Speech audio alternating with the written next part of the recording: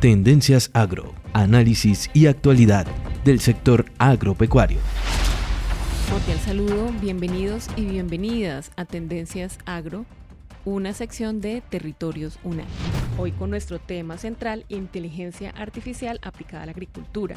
¿Para qué sirve? Ventajas, desventajas y los principales avances de la Universidad Nacional de Colombia, sede Palmira, en esta materia. Andrea Peñalosa, bienvenida. ¿Quiénes son nuestros invitados? Gracias, Laura. Un cordial saludo a usted y para toda la audiencia. Bueno, para desarrollar el tema que hoy nos convoca, nos acompañan tres invitados que presento en su orden. El profesor Carlos Germán Muñoz Perea, vicedecano de la Facultad de Ciencias Agropecuarias de la sede Palmira, ingeniero agrónomo, maestro en Ciencias en Agronomía y doctor en Ciencias de las Plantas. También nos estará acompañando el profesor Enrique Alejandro Torres Prieto. Él es director del Departamento de Ingeniería de la Facultad de Ingeniería y Administración, ingeniero agrícola y doctor en Ciencia e Ingeniería Agraria. Y también nos está acompañando el profesor Juan Guillermo Popayán Hernández, docente de posgrado de la clase Inteligencia Artificial y Modelos de Producción Agropecuaria. Él es ingeniero ambiental, maestro en Ingeniería Ambiental y doctor en Ciencias Ambientales. Bueno, Andrea, luego de conocer esa nómina de lujo que nos acompaña en este diálogo académico sobre inteligencia artificial aplicada a la agricultura, empecemos con lo básico. Profesor Juan Guillermo, ¿qué es la inteligencia artificial y cuáles son las ramas que la componen? Cordial saludo a todos aquellos que nos escuchan a través de este medio y a la honorable mesa que nos acompaña hoy en día. Primero, pues mencionar que la inteligencia artificial es una herramienta que surge en el contexto de las ciencias de la computación inicialmente. Es una herramienta que intenta emular el pensamiento humano para resolver un problema. Posteriormente, con el desarrollo de esta herramienta, pues han surgido diferentes aplicaciones que ya no solamente se limitan a las ciencias de la computación, ingeniería de sistemas o problemas estrictamente del orden tecnológico en sistemas duros. De esta manera, de manera ortodoxa, en ciencias de la computación se reconocen tres grandes ramas de la inteligencia artificial. La primera, que son las redes neuronales artificiales, seguido de la lógica difusa o fuzzy logic, y finalmente los algoritmos genéticos que parten de un concepto básico de la biología evolutiva. Digamos que también debemos mencionar que la inteligencia artificial no genera estructuras de pensamiento, es solamente una herramienta tecnológica que se usa en diferentes ramas del saber para resolver problemas específicos. En el caso que nos convoca actualmente, problemas enfocados hacia el agro y la seguridad alimentaria. Gracias, profesor Popayán. Bueno, en este orden de ideas, profesor Enrique Torres, bienvenido. ¿Y cómo se viene aplicando la inteligencia artificial en la agricultura? Muchas gracias, un cordial saludo. Actualmente en la agricultura la inteligencia artificial está cogiendo mucha fuerza, principalmente porque estamos viendo que con la entrada de los sensores remotos podemos hacer determinación de plagas de forma muy específica, determinaciones de cosecha, y aunque ya existían modelos matemáticos para hacer estas determinaciones, actualmente la inteligencia artificial está entrando para poder hacer esto de una forma mucho más rápida, mucho más económica y mucho más efectiva. Profesor Carlos Germán, cuénteme de qué manera se incorpora o cómo se articula la agricultura digital en la inteligencia artificial. No, de varias formas. La agricultura ha venido desarrollando elementos, digamos, equipamiento que permite, por ejemplo, captura de imágenes, por ejemplo, con imágenes infrarrojas, multiespectrales, pero la inteligencia artificial ahí es donde viene a ayudar bastante, porque la inteligencia artificial puede en determinado momento entrenar, digamos, como el software para hacer lecturas más rápidas de las imágenes, hacer determinaciones y poder entonces procesar gran volumen de información que están permitiendo los equipos que se están usando en agricultura de precisión, por ejemplo, como los drones, lo mismo que hacen los tractores también con sensores y los diferentes sensores como mencionaba el profesor Enrique Torres. Entonces la inteligencia artificial nos está permitiendo procesar y en algún momento permitir diagnósticos rápidos de lo que está ocurriendo en los cultivos. Al inicio de esta entrevista, el profesor Juan Guillermo Popayán nos describía las ramas de la inteligencia artificial. la lógica difusa, las redes neuronales artificiales y los algoritmos genéticos. Sobre las redes neuronales, profesor, si los humanos aplican el conocimiento ganado con la experiencia a nuevos problemas o situaciones, ¿cómo lo hace una red neuronal? ¿Cómo aprende? ¿Cómo toma decisiones y realiza estas clasificaciones? Bueno, primero debo hacer una precisión. Existe una diferencia fundamental entre lo que es conocimiento y lo que es un dato. En un sentido muy estricto, las redes neuronales no generan conocimiento y no toman una información como un conocimiento, toman precisamente un dato, entendidos en las ciencias de la computación como data points. En este sentido, la red neuronal pues la artificial emula una red biológica en donde hay una serie de sensores externos que capturan una información, capturan unos datos y esos datos generan una respuesta, ¿correcto? De la misma manera, el sistema artificial o el sistema difuso aprende a partir de la calidad de los datos. Por eso es muy importante lo que decía el profesor Muñoz al principio, la capacidad que tienen los sistemas artificiales de procesar grandes volúmenes de información, cosa que para un humano pues sería un poco limitado. Entonces, las redes neuronales pues tienen varios mecanismos de aprendizaje, siendo el más famoso de ellos el de retropropagación, es decir, tomar esa información, acomodarla en una forma de iteraciones, en un conjunto matemático y sacar estructuras lógicas en una forma de pensamiento. A partir de eso, el operador, es decir, el humano, toma decisiones. Muy importante mencionar en este punto que la inteligencia artificial no produce conocimiento, produce información que es útil para el operador. Y creo que este punto es central porque precisamente estamos viviendo en la actualidad críticas a la inteligencia artificial. Incluso hace algunos días se solicitaba que se pararan las investigaciones en inteligencia artificial por las implicaciones éticas que esto puede traer. Y en el caso pues que nos compete el día de hoy la agricultura, pues eso puede poner en cierta medida en riesgo la sostenibilidad de muchos territorios. Por eso, digamos, enfatizo, esto solamente es una herramienta y es el humano, el operador, quien toma decisiones y hace uso de este conocimiento. Esto, digamos, una persona que lo quiera estudiar con mayor profundidad, hay un filósofo, Byung-Chul Han, que es el que precisamente hace las grandes críticas a la inteligencia artificial en un libro llamado No Cosas, donde básicamente nos expone los peligros que puede traer el uso de la inteligencia artificial, específicamente en los sistemas sociales. Yo ahí quisiera hacer una pregunta, y es que nosotros como facultad y como institución siempre estamos haciendo investigaciones en torno a la seguridad alimentaria, siempre nos preocupa mucho este tema, cómo a través de la inteligencia artificial y esto aplicado a la agricultura, cómo desde la universidad procuramos para que haya una seguridad alimentaria en nuestro país, profesor. Bueno, es un tema bien crítico lo de la seguridad alimentaria. La agricultura colombiana tiene diferentes retos, diferentes problemáticas. Debemos primero ubicarnos que Colombia es un país muy diverso con diferentes regiones y los problemas son diversos en cada región. Pero hay problemas transversales que son más de fundamentos de las políticas agrarias. Uno es, por ejemplo, los créditos que no son, digamos, tan universales, por un lado, o tasas muy altas para el sector agrario, que es más desprotegido, la falta de seguros.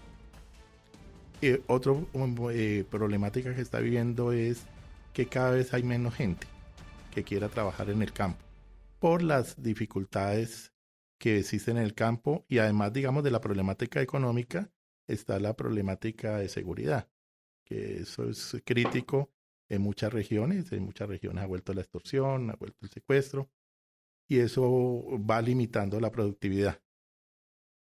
¿Cómo puede en ese caso, digamos, la inteligencia artificial ayudar? Es ante la situación que cada vez va a haber menos gente trabajando en el campo. Cada vez el campo se debe pensar más en mecanizar, en robotizar. Hay muchas funciones que en algún momento se pueden robotizar. En un futuro eso ya lo están haciendo en otros países.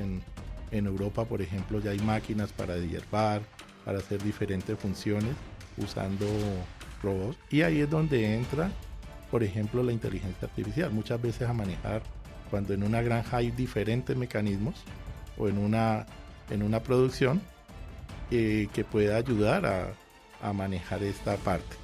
Pero tenemos un problema en Colombia que es desde la parte social, económica y seguridad, y estamos también pensando en cómo meter el siglo XXI a la agricultura.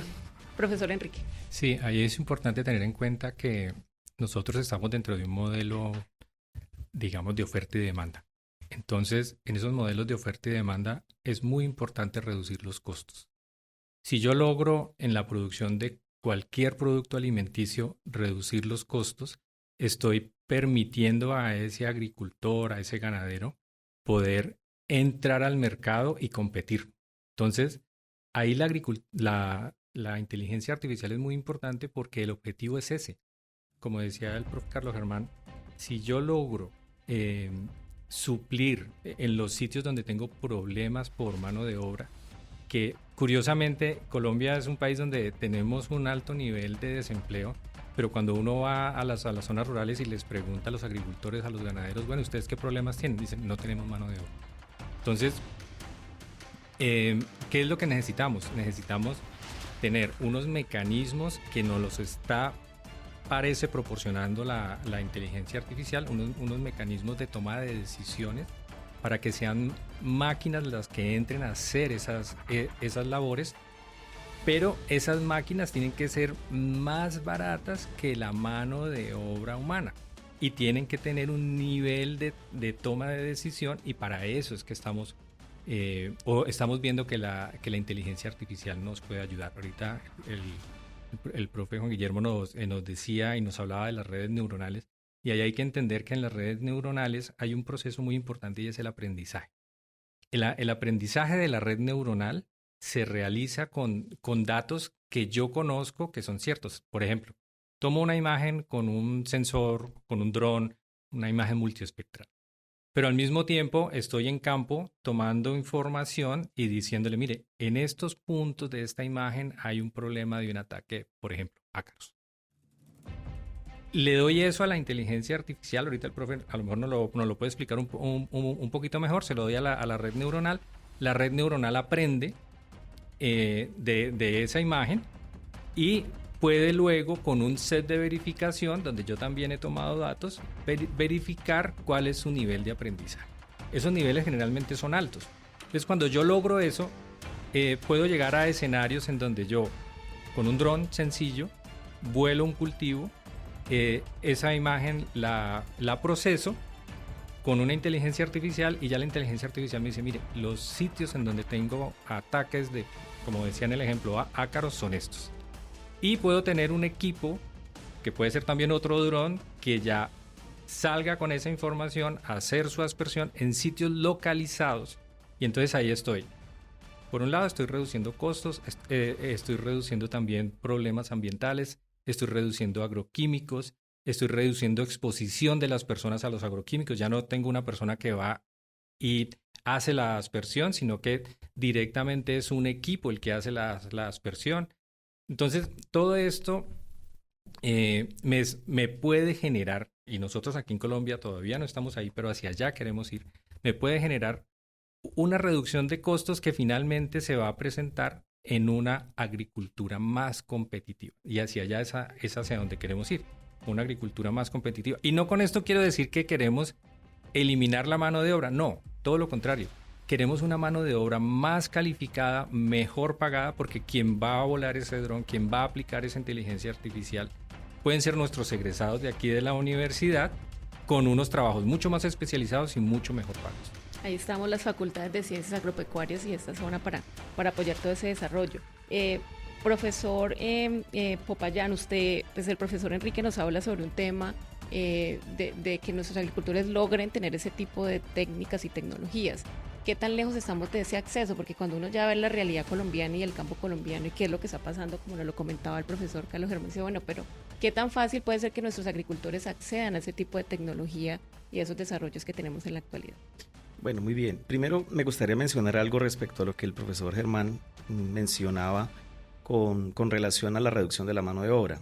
Precisamente ese es uno de los puntos críticos desde la ética que tiene la inteligencia artificial, el desplazamiento que puede traer esta serie de tecnologías sobre el devenir campesino, que Digamos, no nos podemos alejar que Colombia, a partir del posconflicto, de la firma de la paz con las FARC, el padre de Rubio en los libros de la Comisión de la Verdad, él allí evidencia un abandono del campo. Una de las cosas interesantes que uno ve en esos libros es que el campesino ya no quiere ser campesino o no sabe ser campesino. ¿Por qué? Porque en zonas donde tradicionalmente habían ciertos cultivos, el narcotráfico ha desplazado y se han perdido esos saberes. Entonces, digamos, ese es uno de los principales dilemas éticos, que al implementar esta serie de tecnologías de manera masiva, puede afectar enormemente el devenir del campesino colombiano. Específicamente la pregunta que usted me hace, pues Colombia es un país que todavía lamentablemente tiene un alto grado nivel de atraso en el acceso a Internet, por ejemplo. Esa fue una de las cosas que, por ejemplo, en este gobierno se encontró en los diálogos vinculantes con el presidente Petro. Muchos de los territorios no tienen acceso a Internet, no tienen acceso a la educación, y por eso yo creo que uno de los grandes retos que la Universidad Nacional tiene es poder hacer llegar esta tecnología al campo de una manera amigable. ¿A qué me refiero con la palabra amigable? Es tratar de que las personas se empoderen de la información, un empoderamiento territorial de la información y que hagan un uso adecuado de ello. Yo creería que Colombia está muy lejos todavía de tener una agricultura muy tecnificada. Por ejemplo, tuve la oportunidad en 2019 de visitar Israel. Israel es pionero en agricultura, en fertilización diferenciada, optimiza muy bien el agua. Yo creo que todavía estamos bastante lejos de eso. Sin embargo, para algunas aplicaciones muy específicas, creo que hay varias entidades preocupadas con implementar esta serie de estrategias. Por ejemplo, Cenicaña. Cenicaña, hace poco tuve oportunidad de reunirme con ellos. Ellos están muy interesados en implementar todas estas herramientas de inteligencia artificial porque también se cae en un falso paradigma. Y es pensar que la agricultura de precisión o pensar que la inteligencia artificial en el agro solamente está limitada al tema de las imágenes, ¿correcto?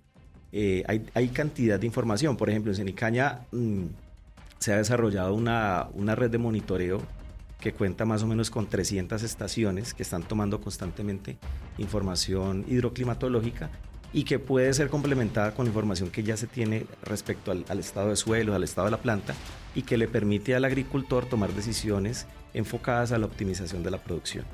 Entonces, creería yo que hace falta un compromiso, hacer un compromiso institucional como universidad con el Estado y con la empresa privada para lograr tener un campo un poco más tecnificado. Sin embargo, yo hago mucho hincapié en esto. Digamos, el concepto de sostenibilidad que debe ser transversal a todas las ciencias. La sostenibilidad en su concepto más simple habla de una triada, de un equilibrio entre el sistema social, el sistema biofísico y el sistema económico. Y cuando uno escucha o uno lee las principales publicaciones de inteligencia artificial aplicada al agro, casi siempre se remiten a dos partes, que es el tema económico y es el tema tecnológico. Pero, digamos, a veces desconocen un poco la realidad social que, por ejemplo, tenemos en este país. Y creo que de los diálogos vinculantes y de los libros que publica el padre de Rubio con el tema del posconflicto, pues hay una necesidad clara y es fortalecer el campesinado colombiano. Bueno, precisamente, profesor Popayán, entonces yo quiero hacerles esta pregunta. Ya algunos lo han abordado el tema, pero ¿cuál es el papel del campesino en medio del boom de la inteligencia artificial aplicada en la agricultura? Profesor Carlos Germán. Bueno, la realidad nuestra es muy variable, como mencionaba antes. Tenemos agriculturas que todavía están en el siglo XIX. Es decir, que todavía están dependiendo del azadón, de herramientas muy, muy básicas, hasta agriculturas con cierto grado de tecnología, como menciona el profesor Popayán, por ejemplo, caña. Cenicaña ha hecho esfuerzos en ese aspecto. Ya, por ejemplo, está trabajando el manejo de tractores de forma semiautónoma y la idea es que sea autónoma y van a crear un centro de enseñanza para el manejo de tractores de forma autónoma. Entonces tenemos esa gran variación. Tenemos desde el campesino en ciertas regiones muy apartadas que no tienen ni siquiera acceso a internet, hasta agriculturas, por ejemplo, acá en el valle, en la zona plana, que tienen bastantes grados de desarrollo. Entonces es muy variable. Y ahí es donde la Universidad Nacional debe entrar a jugar. De hecho, nosotros en la facultad estamos haciendo alianza con la Secretaría de Educación del Valle para fortalecer los lazos de la universidad con las escuelas rurales y poder comenzar a llevar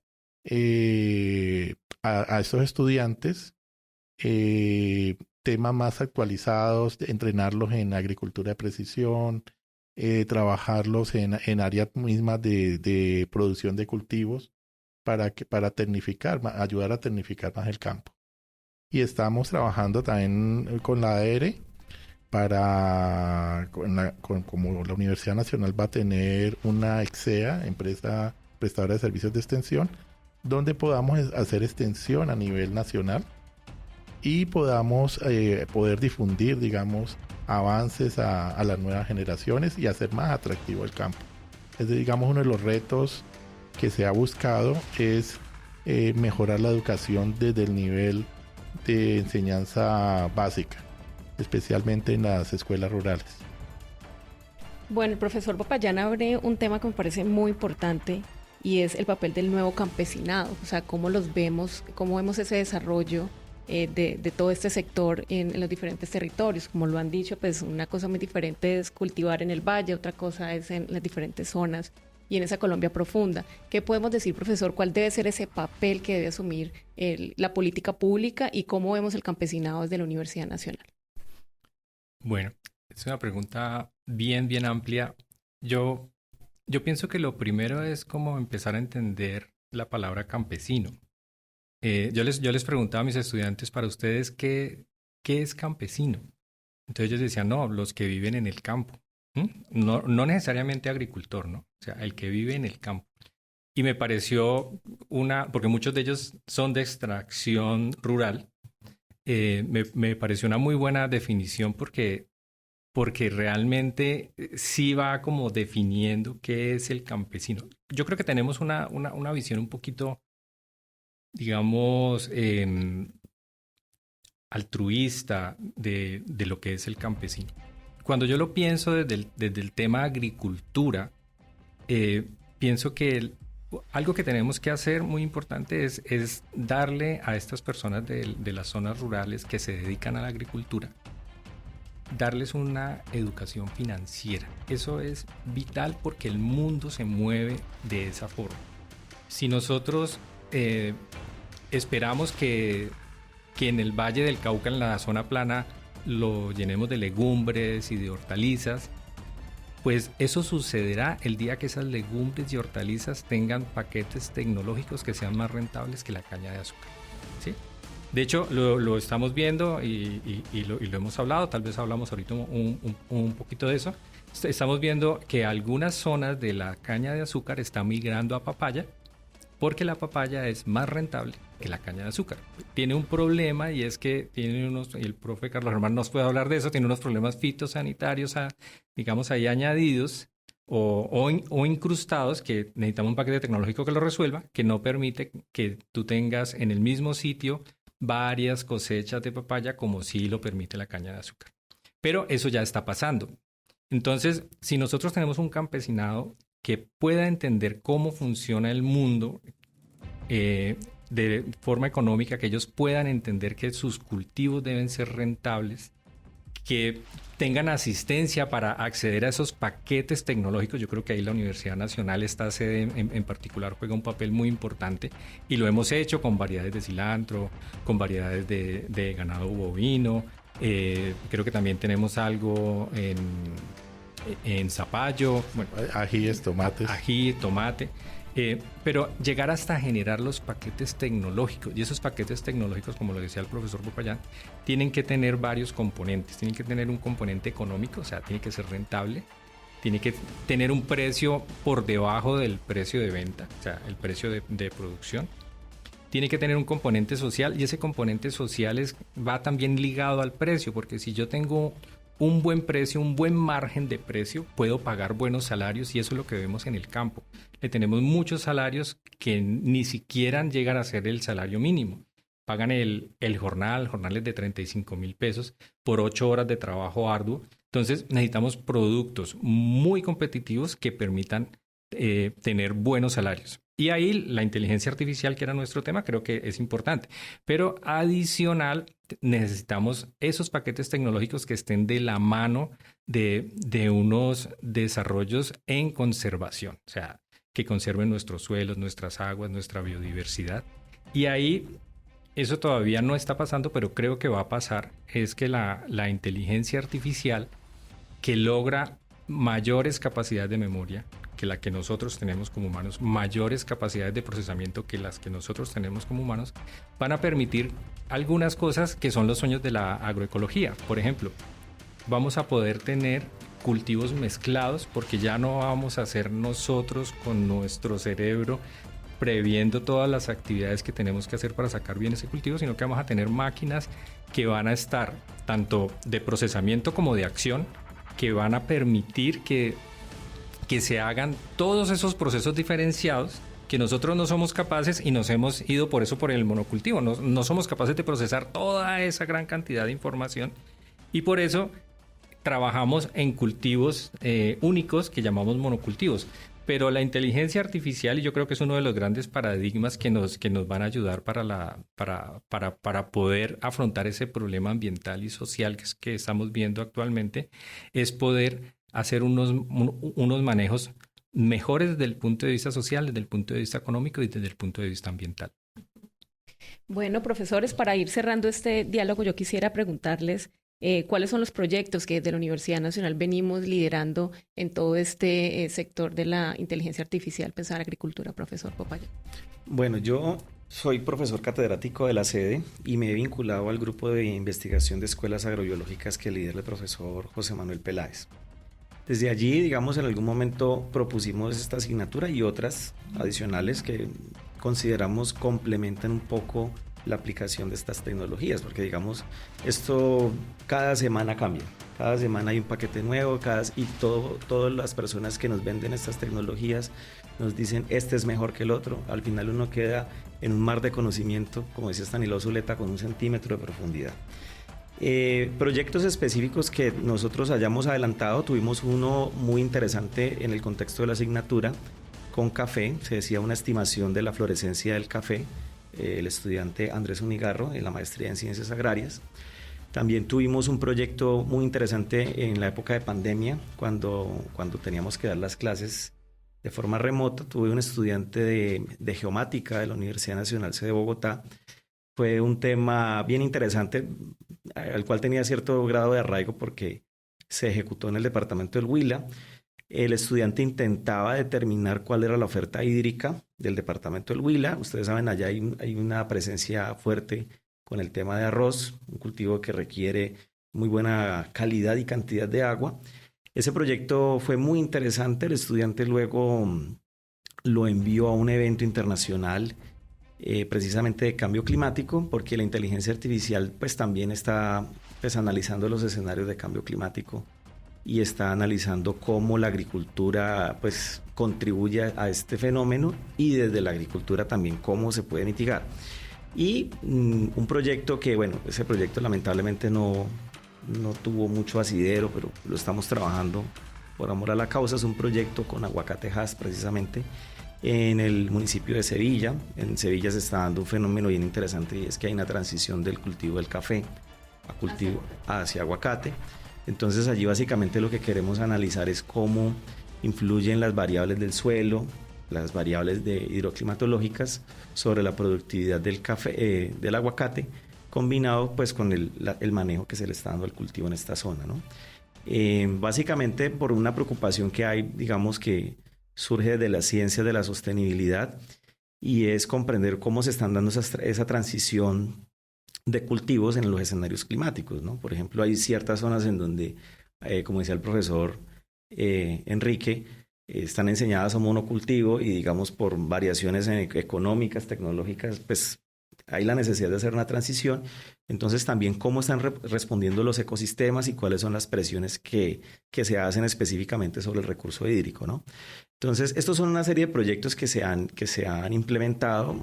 Yo particularmente he tenido la oportunidad de trabajar con el grupo ILAMA de la Universidad del Valle, dirigido por el profesor Orlando Zúñiga.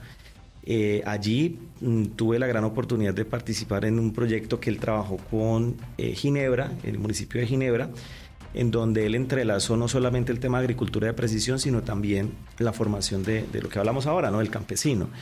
Ese proyecto derivó en una patente. Esa patente lo que hacía era básicamente estimar la energía productiva del suelo a partir de unas variables agronómicas que se tomaban en campo. Ese proyecto fue catalogado en su momento como uno de los mejores proyectos de regalías aplicados en el suroccidente colombiano. Y un proyecto finalmente que no, pues lastimosamente no se desarrolló en el contexto de la Universidad Nacional, pero sí en la Universidad Nacional Abierta y a Distancia, que está en vigencia, que se llama Campo UNAD. ¿En qué consiste esto? Pues la UNAD es una universidad, es la más grande de Colombia, la universidad virtual por excelencia de Colombia.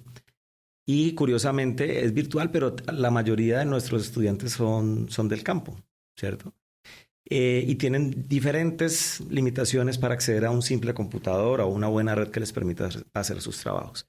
Entonces, el proyecto de Campo UNAD, ¿en qué consistía? Consistía en algo muy simple, y es recuperar los saberes que se tienen en el campo acerca del manejo de los cultivos. ¿Por qué? ¿Por qué se vio eso? Porque de nada sirve la tecnología cuando no hay un interés del campesino ser campesino. Porque eso es un tema bien interesante en Colombia. El campesino ya no quiere ser campesino. Entonces, un proyecto que se hizo allí con inteligencia, una aplicación realmente muy sencilla con inteligencia artificial, era hacer una caracterización sociodemográfica, una caracterización del acceso a los medios de comunicación masiva de las personas del campo, y hacer como una priorización de los conocimientos y los saberes que esa persona en su contexto necesita. Porque, como les decía inicialmente, la inteligencia artificial es una herramienta, ¿cierto? Muchas personas caen en el paradigma del optimismo tecnológico pensando que esta es la solución mágica a todos los problemas, especialmente los problemas de sostenibilidad, y la realidad es que no es así. Yo creo que el gran reto que tenemos como Universidad Nacional consiste en hacer uso de estas herramientas para empoderar el campo, ¿sí? Y generar políticas sostenibles desde el punto de vista económico, ambiental y social. De acuerdo, profesor. Profesor Carlos Germán. Bueno, una de las metas nuestras es buscar generar modelos, digamos, de producción para el trópico y de la mano de la agricultura de precisión.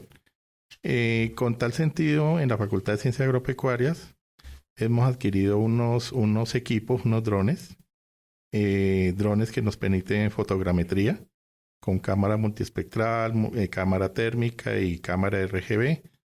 Dron de aplicación y dron de supervisión con RGB. ¿Qué proyecto estamos adelantando? Estamos iniciando un trabajo para detección de una enfermedad nueva que hay en macadamia. Estamos entonces supervisando a través de imágenes remotas los pequeños variaciones para poder prevenir y focalizar, digamos, el manejo. Estamos también trabajando en la calibración, digamos, de aplicaciones con el dron de aplicación. Y otro proyecto que vamos a iniciar es en cultivo de soya, donde vamos a medir tanto parámetros fisiológicos en tierra como correlacionarlos con imágenes infrarrojas y multiespectrales. Entonces, digamos, en ese contexto nos estamos moviendo. Profesor Enrique. Bueno, yo en este momento lidero un semillero de investigación. Ese semillero de investigación se llama Uso Eficiente del Agua en la Agricultura, que es mi principal, digamos, interés de investigación. Ahí venimos trabajando con drones, con imágenes de satélite, con imágenes multiespectrales también de dron. Y en ese trasegar llegamos a las necesidades hídricas de la papaya. Estamos trabajando en eso en este momento. Pero nos hemos dado cuenta en el semillero hacemos una actividad, y es que los estudiantes, el profesor, tanto estudiantes de pregrado como de posgrado, hacen presentaciones de artículos, Y nos hemos dado cuenta que la inteligencia artificial está actualmente permeando todos los niveles de la agricultura. Entonces nos planteamos, bueno, hagamos algo con inteligencia artificial. Entonces vamos a comenzar un trabajo en papaya. Nosotros lo que hacemos en papaya es hacerle seguimiento con el dron, con imagen RGB, que es visible, e imagen multiespectral, que además del visible ve la parte del infrarrojo cercano, en donde se elaboran gran cantidad de índices de vegetación utilizando la información del rojo y el infrarrojo cercano. En este seguimiento vamos a incorporar en conjunto con la empresa Proterra, que son los que llevan el cultivo de papaya, vamos a a incorporar una medición o a través de inteligencia artificial tratar de determinar los sitios en donde están produciéndose los ataques de ácaros. En el cultivo de papaya ellos tienen una persona que le llaman el virusero, que es el que está una vez a la semana recorriendo todo el cultivo. O sea, imagínense el trabajo y el costo de esto. Recorre todo el cultivo para ver presencia de ácaros y presencia de virus. Bueno, pues muchas gracias, profesor Enrique. Muy interesantes todos estos proyectos. Les estaremos haciendo seguimiento desde Territorio Unal. Y bueno, profesor Carlos Germán Muñoz, profesor Enrique Alejandro Torres y profesor Juan Guillermo Popayán, muchas gracias por su compañía hoy en este diálogo académico sobre inteligencia artificial.